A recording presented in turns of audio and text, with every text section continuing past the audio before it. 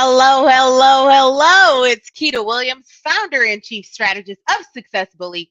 Success Bully is an elite accountability practice that makes me your personal professional butt kicker. Happiest of Mondays. Everyone, we're back in Seattle. We're back in Seattle. And so I hope that as we're working our way through March and March is almost over, who stole March? Spring has sprung, spring is upon us. I hope that you have recommitted yourself to your business, that you're taking actions every day to move things forward. And I am grateful to be here with all of you. I am grateful to have such an amazing team that supported me the last few days. And I am just absolutely thrilled to share what's been on my mind the last couple of days. Um, I think it's really funny that sometimes we keep getting the same lesson over and over until we learn it, right? Like, have you had those lessons or those moments in time, those reflection moments where you you have to kind of fix things, you have to take an inventory. I wouldn't say as far as fixing things, but there's a lesson. And I feel like the lesson that I continually learn as an entrepreneur, as I grow in the space of being a solopreneur to a CEO to whatever this journey takes me, is to keep it simple, keep the main thing, right? And fighting the urge to overcomplicate things, fighting the urge to be extra busy. This does not have to be like that. We can be in ease and flow. And so today I want to talk about the main thing. How do you keep things the main thing when we're talking about marching into action and moving your business forward with intentionality and focus? How do you keep the main thing when you may be feeling overwhelmed, where you may be busy, work may have changed, you may be dealing with your personal health issues, you may be dealing with just all these outside things if circling around you. How do you keep your focus? How do you keep the main thing, right? So I got some tips, I got some thoughts, and expect updates on our side too. Because I'm refocusing on how we're keeping the main thing here on our side of the house as well. So the last couple weeks we've been kind of focused on this theme about marching into action, right? And marching into action, last week we talked about getting referrals. What are simple things that you can do that move the needle in your business as far as revenue and visibility? You can ask for referrals. You can ask for referrals. We talked about making connections. So you own the space of knocking over that first domino, reaching out to people, connecting with people, and not just people, connecting with your ideal client. I want to be real specific about that. Reaching out, staying top of mind, maintaining those relationships, right? You are in control of that. And that doesn't matter what's going on in the economy. It doesn't matter what's going on with your ad budgets. It doesn't matter. These are actions that you can take, right? And they're very simple. So asking for referrals, knocking over that first domino. So when I talk about this main thing, this is more about prioritizing, right? Prioritizing. So when things get wobbly or you're feeling overwhelmed, because I think that especially for some of our emerging entrepreneurs, it's really easy to get overwhelmed by all the things you have to do to run a business, right? Or all the things you feel like you should be doing to build your business, right? Or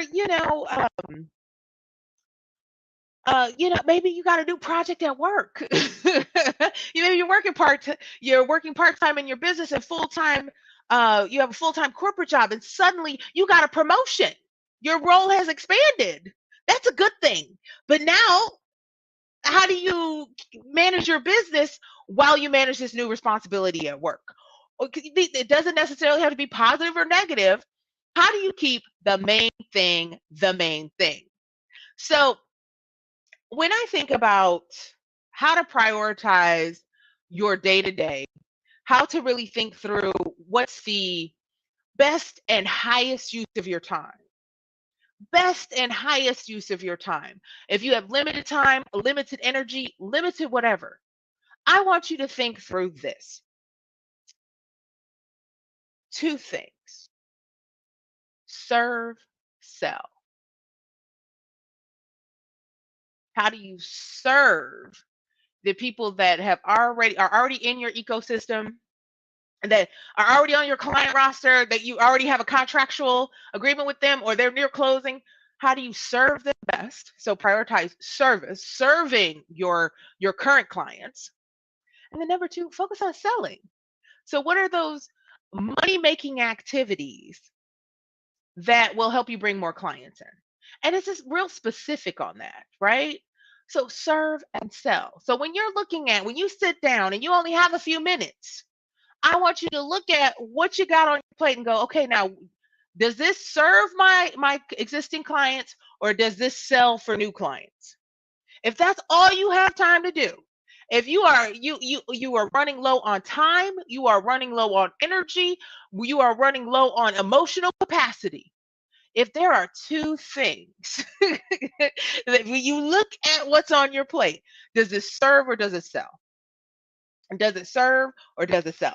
And when we're talking about serving your existing clients, your your your current program, your current offering, your current whatever you are contractually obligated for, yes, operate on that in excellence. But it doesn't take much else to keep the lines of communication open, to just take that um little extra sharing a resource, or checking in with them a little more, or increasing the communication, right? Just there's it doesn't take much. That's not going to take much more from you. And you can love up on those clients, so they are referral sources, so they want to increase their spend with you, so they want to stay with you, increase that retention. And that doesn't take a lot of time from you. You're already going to serve. It's just that little extra sprinkle. And that might be one email that you schedule, one text message that you schedule, right?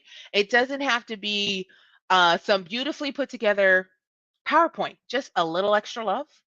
But that's real simple. That's real simple. If you cut all the other fat, if you take everything else off your plate and you serve and you sell, it really keeps things super simple for you.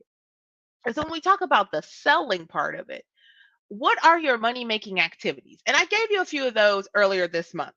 Knocking over that first domino, right? So initiating conversations, following up with folks, getting proposals over in a timely fashion, you know, making sure that as you are it's time to have a renewal conversation, that you're in front of those things, right? So those money making activities really can be limited to a few minutes a day, right? Like you may have higher money making activities. So let's say things are just you have a regular week. Maybe your money making activities is to connect to 20 people a day.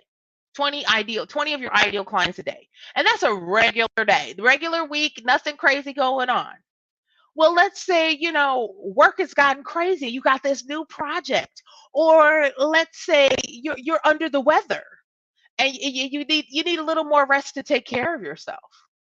Well, no, it's not a good idea to totally abandon your business. There are contractual implications for that, right? If you have clients and you don't do the work you promised them, you can get yourself in a whole pickle there. But you can dial it back. If you have decided that you're going to hit 20 people a day, and your time allotment that week has changed, or your energy level has shifted, or life is lifing, turn the dial down. Maybe it's 5 a day, maybe it's 2 a day. Right? There's still a compound effect. There's still a compound effect from taking some action versus no action. Some action will have a bigger impact on your business than no action. So I know I see this a lot with our part-time entrepreneurs and our emerging entrepreneurs.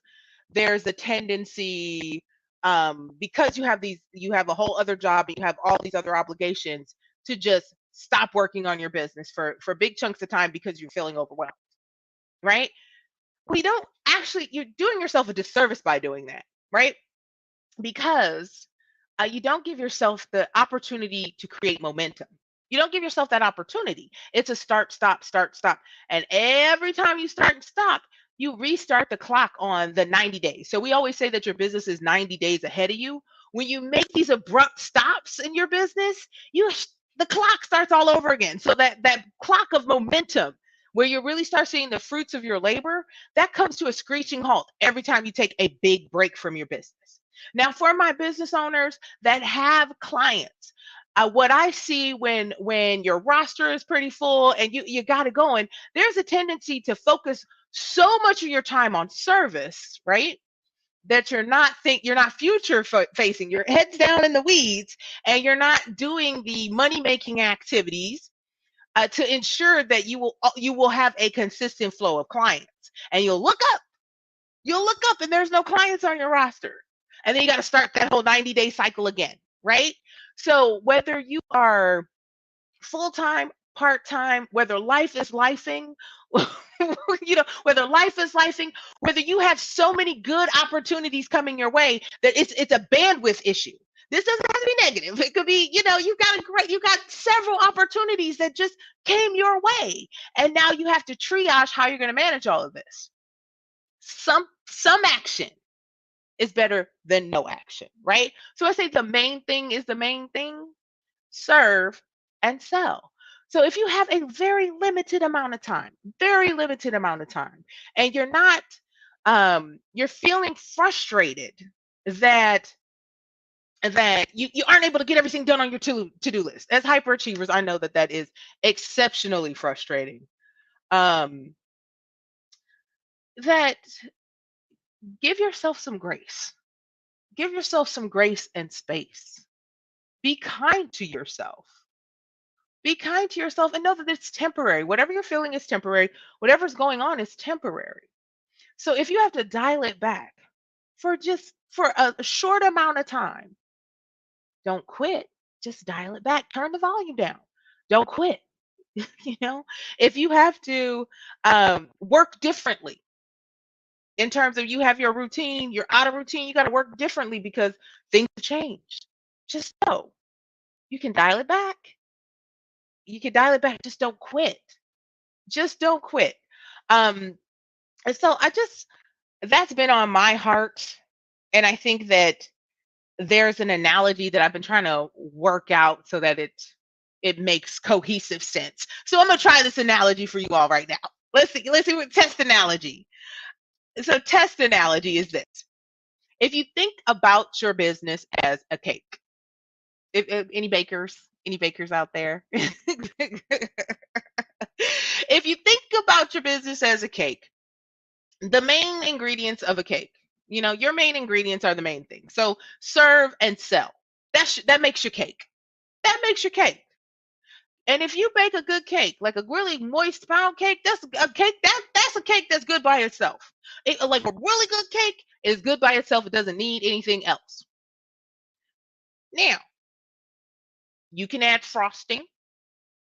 You can add sprinkles. You can add fondant and fake cherries and you can make it as fancy as you want. But the reality is it starts with a good cake. Right? Have you ever had one of those cakes that are really fun? They're decorated so beautifully and they're so fun, and then you bite into the cake and it's dry and you're all upset like it was so pretty, but that cake is terrible. So I want you to think about your business from the cake analogy, right?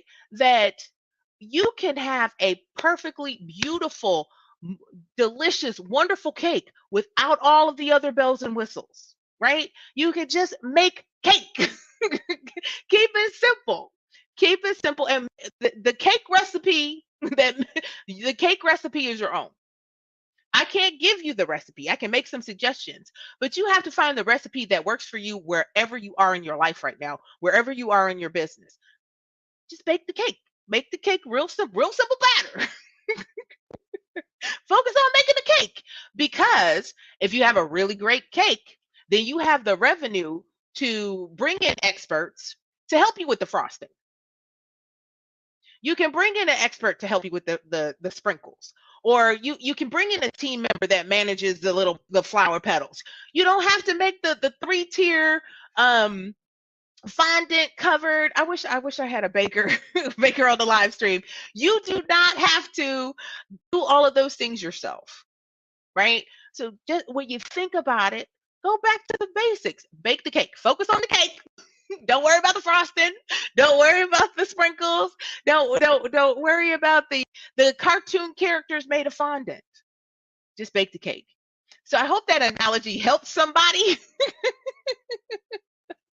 And that if you find yourself struggling in terms of feeling overwhelmed, right? Where you're feeling overwhelmed by your business, or you're feeling overwhelmed by all the things you have to do to run this business, I want to encourage you to take a few minutes and get some time on my calendar. Get some time on my calendar for a strategy session. I'd be happy to talk with you about, okay, like, how do we just make your cake? How do we make this real simple? What's the simplest version of this that has the highest impact, right? Like, what can we do to like, what do we need to pare down to make this business work for you, to make it something you enjoy, right? To make it something you can manage whether you're up or you're down. How do we make this something you can wrap your arms around and really love it, right? So book some time with me. I want to encourage you to grab some time at successbully.com/call. And before I let you go, we have an event on March 28th, and this is one of our favorite events. It's called the Six Figure Setup. We did it at the end of Q4. And so now we're kind of doing a Q1 recalibration. So if you are running a coaching practice or consultancy and you have yet to hit that first six figures in your business, I want you to join us for this event. On the 28th, we're going to walk through a step-by-step strategy, just kind of giving you the framework of how to get there before the end of the year, right? So if you have struggled to hit that first 100K in your business, I want to see you on that webinar on the 28th. Lucille will send around the link. Definitely grab your spot before they're gone. And I am Keita Williams. I'm the founder and chief strategist of Success Bully. Let's get after it.